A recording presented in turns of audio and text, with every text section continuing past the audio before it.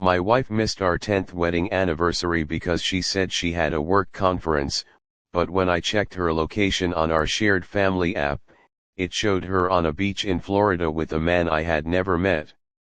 My name is Ryan Coleman. I am 38 years old, and I live in Denver, Colorado.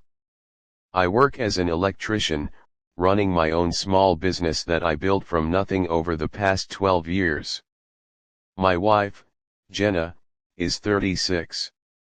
She works as a marketing coordinator for a mid-sized company downtown, the kind of job that comes with travel a few times a year for conferences and client meetings.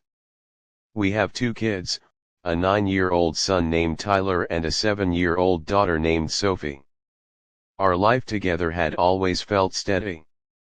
We met in our 20s, got married in a small backyard ceremony with string lights and folding chairs, and built our life piece by piece, the same way I build wiring into a house, one careful connection at a time. Every year on our anniversary, we had a tradition. I would take her to the same small Italian restaurant where we had our first date, and we would talk about the year behind us and the year ahead. It never mattered how busy life got, we always made that one night sacred. This year, our 10th anniversary, Jenna told me 2 weeks in advance that she had a mandatory work conference in Chicago that landed right on our date. I was disappointed, but I understood. Work is work. I told her we would celebrate the following weekend instead. I had no reason to doubt her. Jenna had never given me a reason to question anything in 10 years of marriage. That trust made what happened next feel even more impossible to accept. The night of our anniversary, I put the kids to bed and sat alone in the living room, feeling strange about spending the night without her for the first time in a decade.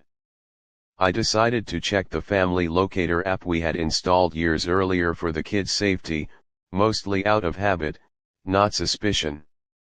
When Jenna's name loaded on the map, my chest tightened. The pin was not in Chicago. It was in Destin, Florida. I stared at the screen for a long time, thinking maybe the app had glitched or maybe her flight had been rerouted. I called her immediately. She answered after 3 rings, her voice a little too cheerful. "Hey babe, conference is going great," she said. I asked her carefully, "Why does your location say Florida?" There was a pause, just long enough to tell me everything before she said a single word. "The app must be broken," she said quickly. "I'm definitely in Chicago." I did not argue with her that night. I just said okay and hung up, my hands shaking as I stared at that little blue pin sitting on a beach 3 states away from where she claimed to be. The next morning, I called her again, calmer this time, and asked her to send me a photo from her hotel lobby in Chicago. She hesitated, then said her phone was charging and she would send it later. Later never came. Instead, around noon, my sister-in-law accidentally sent me a message meant for someone else, a photo from a group chat showing Jenna on a beach with a man I did not recognize, both of them laughing with drinks in their hands. My sister-in-law realized her mistake immediately and called me in a panic, apologizing, saying she thought she was texting her friend. I sat there staring at that photo, at my wife wearing sunglasses I had never seen, standing next to a man who had his arm around her shoulder like it belonged there. When Jenna finally called that evening, I did not yell. I just asked her plainly, "Who is he?" She broke down crying and admitted his name was Craig, someone she had met through a mutual friend online months earlier. She said it started as talking, then turned into something more, and that she had planned this trip weeks in advance, the same weeks she had been telling me about a fake conference. "I never meant to hurt you on our anniversary," she said. I told her that missing our anniversary was the smallest part of what she had done to me. When I told my parents what had happened, I expected them to be angry on my behalf. Instead, My mother asked if Jenna and I had been having problems I never mentioned, as if there had to be some hidden flaw in our marriage to explain her choice to lie and disappear with another man. My father suggested I give her space to explain herself before making any big decisions, treating her betrayal like a misunderstanding rather than a plan she had carried out with intention. Even a close friend of mine said, "Relationships get complicated, maybe try counseling before doing anything drastic." Nobody seemed to understand that this was not a moment of weakness. This was something Jenna had planned and lied about for weeks. I spent the following days barely functioning.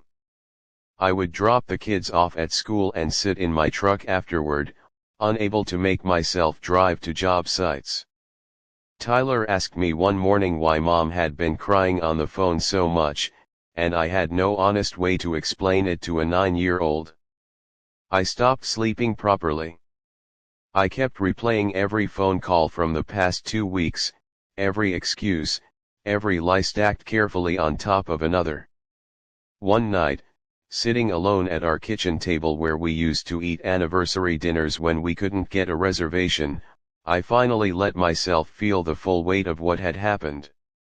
I realized I had spent days waiting for her to apologize enough to make it disappear. It never would. The turning point came when Jenna returned home 3 days later, expecting to talk things through like this was a bump we could smooth over with time. I sat her down and told her calmly that I was done waiting for an explanation that made sense, because there wasn't one. I told her I would not raise our kids in a house built on lies, and that our marriage deserved honesty even in its ending. I called a lawyer the next morning and began the divorce process, choosing clarity over comfort for the first time in weeks. The months that followed were not easy, but they were honest, which was more than I could say for the year before. Jenna moved out, and Craig disappeared from her life within a few months, which told me everything about what that relationship had truly been. My parents eventually apologized once they understood the full picture, and I forgave them, knowing they simply hadn't known better at the time. Tyler and Sophie and I built new routines, new traditions, including a new anniversary of our own, the day the divorce was finalized, a day I now think of as the beginning of an honest life instead of an ending. I used to think a broken anniversary was the worst thing that could happen to a marriage. Now I know the real tragedy was believing a decade of trust could survive a lie that big. I did not lose my wife on that beach in Florida. I found the truth, and I chose myself and my children over a lie disguised as love, and that choice remains the strongest thing I have ever done.